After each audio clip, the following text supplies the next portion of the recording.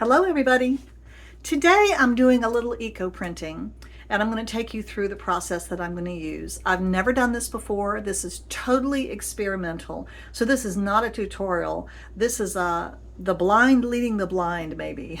So we're going to see how it turns out with the plant material that I've decided to use. So let's look and see how it goes. I should be resting from my trip, but I don't think I'm going to today. That's just the way it is. The project I'm thinking about starting on today is some eco printing. I don't know why it's called eco printing. Environmental? Why is it environmental? I don't know. But I've seen some people do this, and what I have is some silk fabric. Adam has bought some silk fabric from Burnley and Trowbridge, which is a fabric supplying website that's based in Williamsburg, Virginia. Anyway, so he got some little offcuts, and this is white silk. It's 100% silk. Ooh. Okay, so it's not a very big piece. It might be, I think it's 36 inches long, maybe 18 inches wide. I'm thinking about making scarves. Now this is an ivory off-white piece. Let's see if it's a little longer. Kind of need a long piece for us. Yes, this is longer. This would make a couple of nice scarves. Okay, so I'm going to gather some leaves and gather some greenery and gather some flowers from my yard. But the first thing, that's what I'm going to print onto it. But the first thing I have to do is I am going to soak this silk for about an hour or so in some alum. They say that with silk you don't need to mordant it, but this is my first try, and I just don't want to ruin it by not mordanting it. And I think, especially with the white, I think instead of just putting flowers and leaves on it, I'm going to dye it first. I think I'm going to dye it in, I have a lot of avocado pits and skins saved up. So I'm going to dye at least the white. I don't know. I think I might keep the ivory as it is, or at least part of it. And then we'll see what we get. Okay. So I'll bring you back after I've done the mordant and when I'm going to start to roll it up. And we'll see if I can make this work. I have no idea.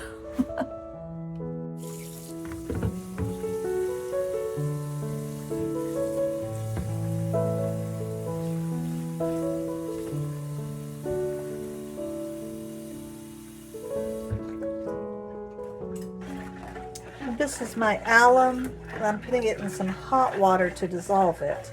And then I'll add room temperature water so that it's not real hot when I put the silk in there. But I do want it to be all dissolved. There we go.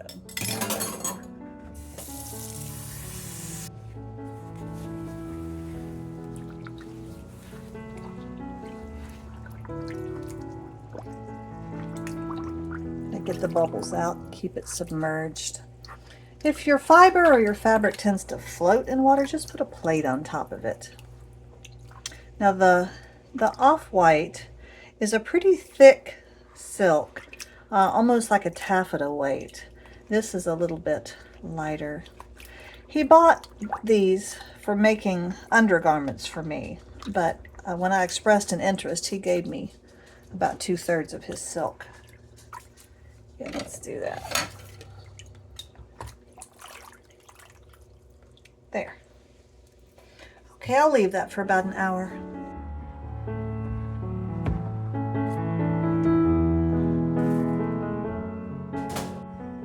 This is what I just collected in my yard.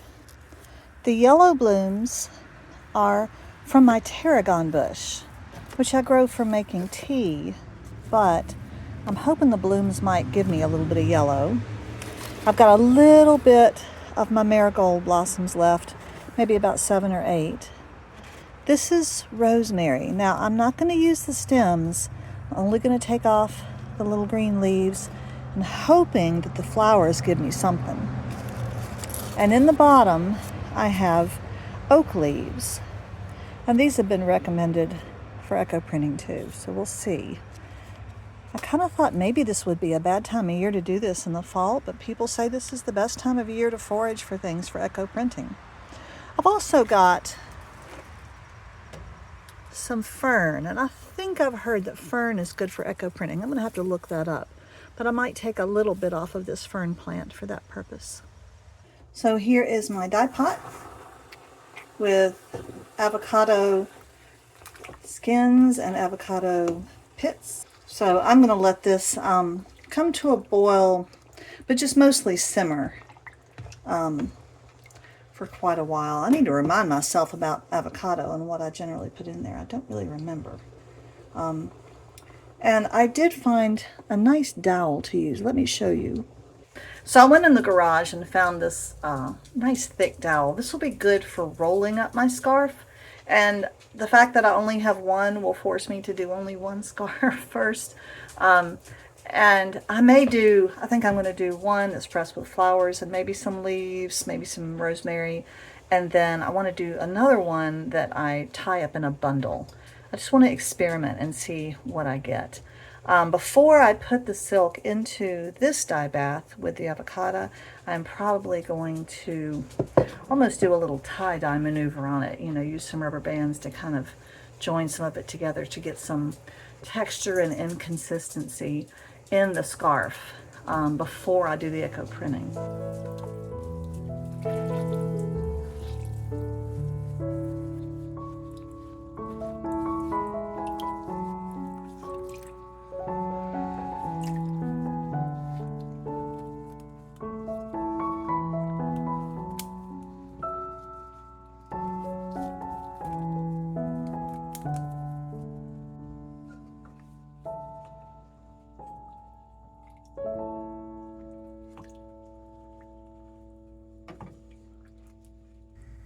All right, so here are these two scarves after the dye process. I left them in there overnight. I have them draining into my washing machine. This is the white silk. This is the one that I bundled up and put rubber bands around. This is the ivory colored silk.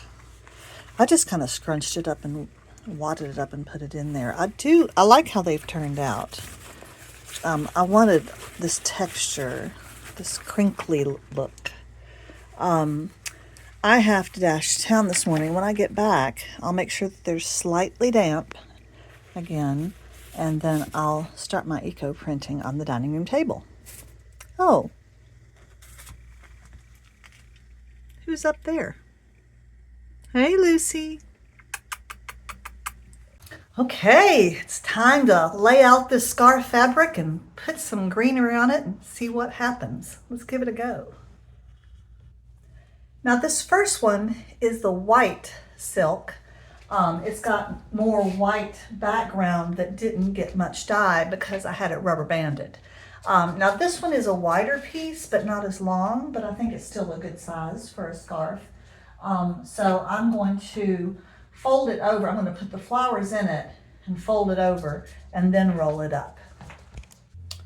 And I think I'm going to cut some of the head of these blooms off and place them down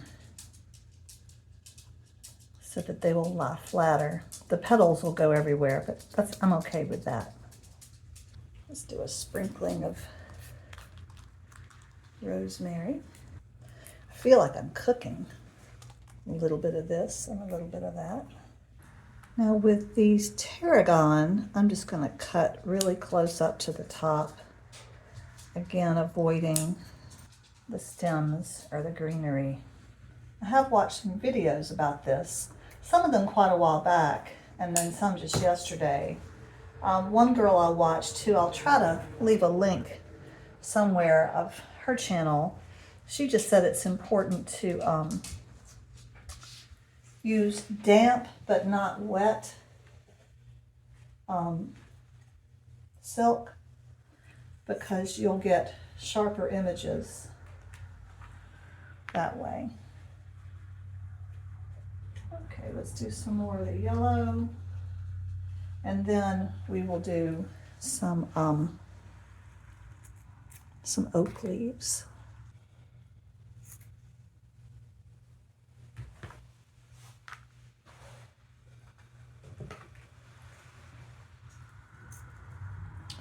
I don't know if these tarragon blooms will do anything. I don't know if tarragon is a flower that dies well. I have no idea. I think the rosemary does, the oak does, and certainly the marigolds.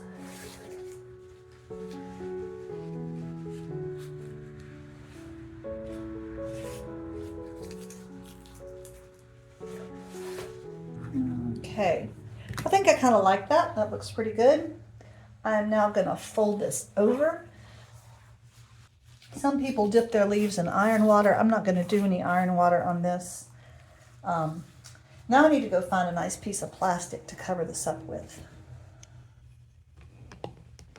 Okay, I've got a piece of plastic that I think will work. I need to cut off the end. The girl I was watching said to make it fit your fabric size so you don't have any extra. Because you are going to put this in steam, and steam is actually hotter than boiling water, and so you know everything's going to get real hot. Okay, now I'm going to roll this up super tight, and I went out and got a stick out of the burn pile to put into to press against when I roll, as opposed to rolling it on itself. So I've got just some real old cotton twine, and I'm going to wrap it down and go back the other direction, make sure it's tied off well. I've just got an old towel on the outside. I hope that that's okay. Okay, so my bundle would not fit in my steamer because the stick was too long. So I've taken the stick out and I'm going to roll it up without a stick. I'm just trying to be nice and tight with it. I'm going to grab this towel as I come to it. This towel is the perfect width. It's just an old towel that I relegated to the rag bin. We'll see what this does.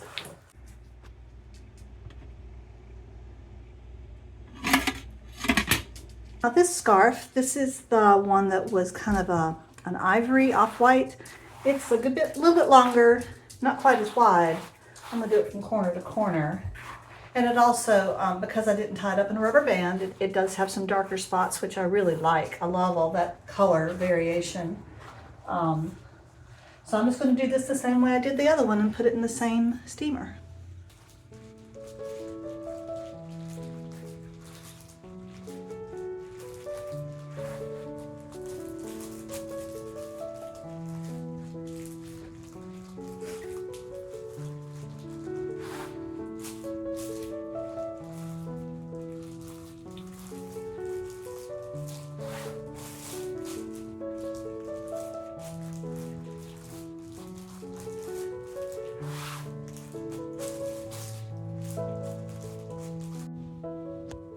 Okay, here's this bundle, second bundle.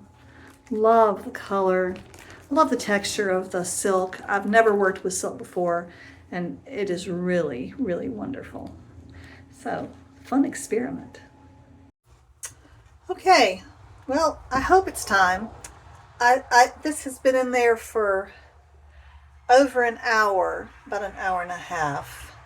People are all over the place on how long you're supposed to leave these things in. But we shall see. This is the first one. Now, let me turn the camera down so you can watch me unroll it. I just laid a towel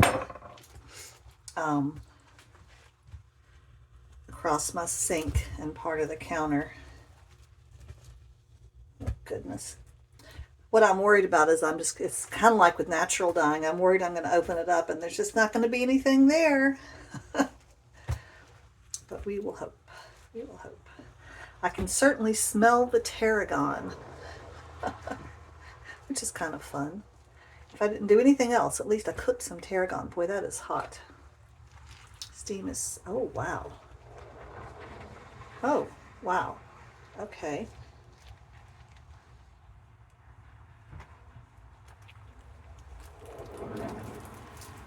Oh, wow. Let me put that on the floor. Now I need to take the greenery out. Oh, you know, those oak leaves did very little. The oak leaves gives just a shadow. The tarragon is fabulous. All right, I'm going to cut all the tarragon blooms before they get frozen and save them. You can dry leaves. So, okay, so these bright yellows that you see, that's the tarragon. Now, let me see. Here is one of the marigolds, much darker, kind of greener. There. Turn this light on. I don't think it will help much. I'll do some close up of this in a minute. You know, I think I'm going to take it outside and just shake all of this off. Oh, shoot. Okay, so here it is. Here's a better picture of it. I have lots of tarragon blooms down here. These are, you know, I'm not really sure what that is. I don't think that that might be the marigold. That might be marigold. I think it is. Mostly the flowers have done great. The leaves gave some faint impression of coloration. Only the kind of brown is the avocado dye. Everything else that you can see, of course you're getting a lot of shadows, but there's some color in there from the leaves. I don't see anything from the rosemary or the rosemary blooms. I'm wondering if I could moisten this and do it again and over dye it with more. Quite pleased. There's a really pretty, let me pull this up. There's a really pretty marigold. There's a very pretty marigold. That one seemed to keep its shape a little bit. All right, let's look at the other one now.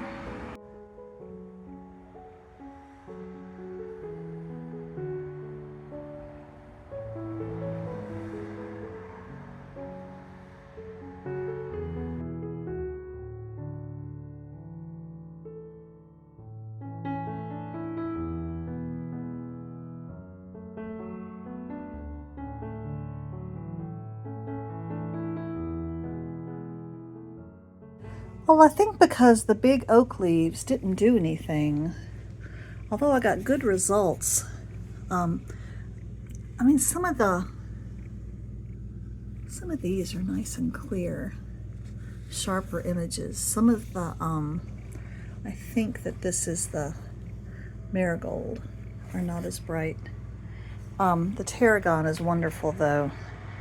But, oh wow, yeah, that's kind of nice. I really feel like I need to over dye them again with some leaves and get some leaves that will make an impact, because there's just not enough images on the fabric. As you can see, there's the occasional splash of color, whether it's green or brown or orange, but not enough, not enough. So we'll do this again. So I think what I've learned from this is, number one, that the method I use does work.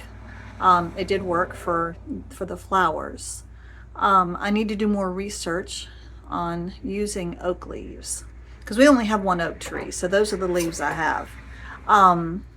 So I need to do more on that. The time that I left them there seemed to be adequate. My method for rolling up seemed to work.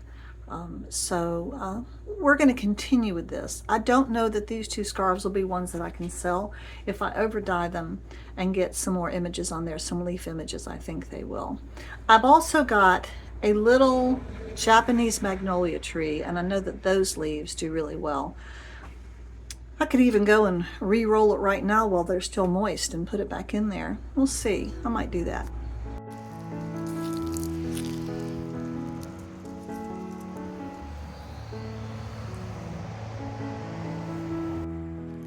I did over dye these again, do it again with a lot more tarragon, as you can see. And then these kind of purpley gray, Those are what I thought were leaves from a Japanese maple, but they're not, of course. Now that's some pretty green there. So they've turned out a lot better. I'm going to go ahead and hem them because you see they have raw edges. We'll get them hemmed. I've ironed them and see if anybody's interested at the market.